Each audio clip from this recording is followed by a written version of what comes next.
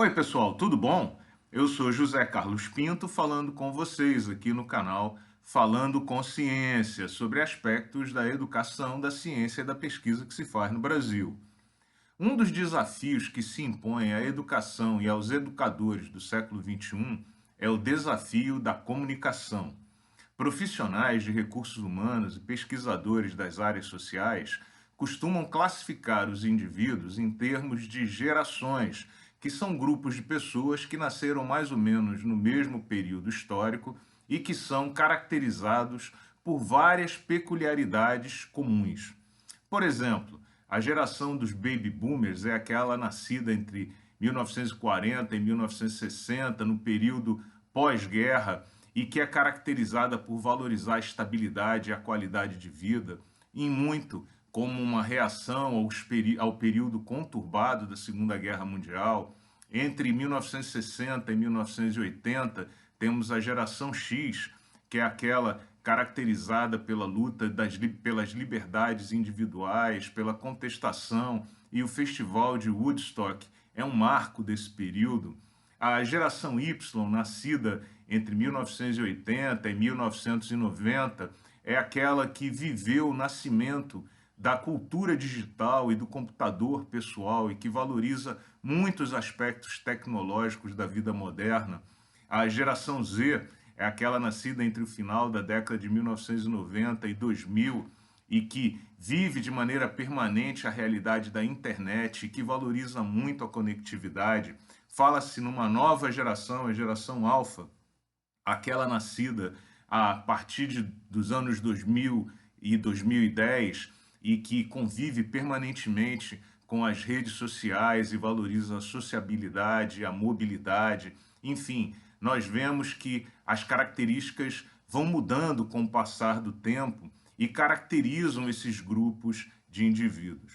Se você prestou atenção nesse relato, você percebeu que não há necessariamente uma conexão entre a ideia de geração biológica e a de geração social, dado que a própria revolução tecnológica encurta cada vez mais o período de transição entre essas gerações. E se você pensar no seu ambiente acadêmico, você vai perceber rapidamente que em uma universidade todas essas gerações convivem simultaneamente e precisam se comunicar. E esse é um tremendo desafio, porque os docentes de hoje pertencem ainda à geração X e a geração dos baby boomers. Tem muita gente na universidade ainda ensinando, enquanto os alunos são alunos da geração Y, da geração Z e daqui a pouco chegando à geração alfa na universidade. Isso impõe um tremendo desafio de comunicação, de empatia e de valorização das expectativas de vida que caracterizam os elementos de cada uma dessas gerações. Um exemplo claríssimo e cristalino desse desafio de comunicação é aquele que mostra o TikTok, que além de ser agora um motivo de briga política e econômica entre os Estados Unidos e a China pelo controle da informação dos usuários, é também um desafio de comunicação importante. Como falar com elementos dessa geração sobre ciência em 15 segundos? Essa é uma pergunta fundamental. De outro ponto de vista, como convencer um elemento que se acostumou a ver vídeos de 15 segundos de que ele precisa passar horas estudando ou precisa também assistir documentários, vídeos que demoram 30 minutos, uma hora? Vê-se que, para que haja esse estímulo, é necessário desenvolver estratégias de comunicação.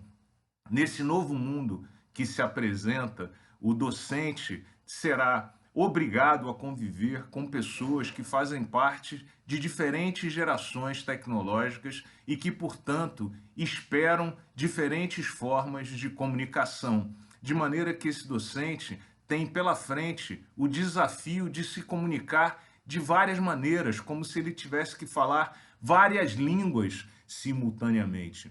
E esse desafio não é apenas dos docentes, mas também das instituições. Indivíduos e instituições que mantiverem um discurso único no futuro, de alguma forma estarão privilegiando a comunicação com apenas um extrato da população, com apenas uma pequena geração, e talvez estejam condenando seu próprio futuro institucional ou seu próprio futuro profissional. É, portanto, necessário que o docente do século XXI faça um esforço para transformar o seu discurso a cada momento, a cada ano, a cada curso, e que, dessa maneira, seja capaz de se comunicar usando diferentes meios e diferentes línguas.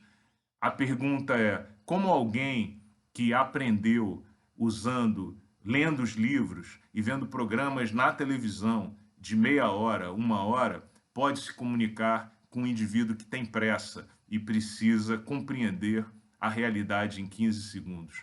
Uma bela pergunta. E como estimular esse indivíduo a assistir os vídeos de uma hora? Pense nisso, esse é o desafio que se impõe para você, docente do século XXI. Um grande abraço e até o próximo vídeo.